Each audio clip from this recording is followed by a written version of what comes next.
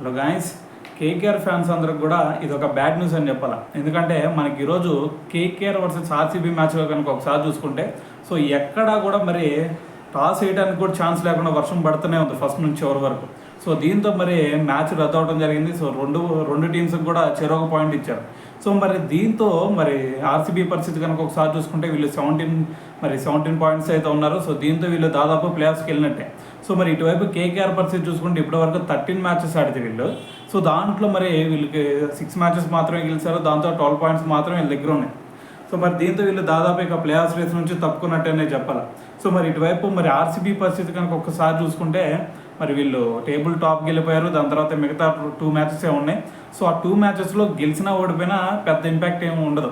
So కాకపోతే వీటిలో ఒక్క మ్యాచ్ గెలిచినా సరే ఖచ్చితంగా ప్లేఆఫ్స్ రేస్కి వెళ్ళిపోతారు. సో కానీ మరి 2 ఓడిపోయినా సరే పెద్ద ఇంపాక్ట్ అయితే లేదు. కొంచెం వేరే టీమ్స్ మీద డిపెండ్ అవ్వాల్సి ఉంటుంది. సో మరి దాదాపు ఇక వెళ్ళిపోయినట్టే ప్లేఆఫ్స్ రేస్కి అయితే.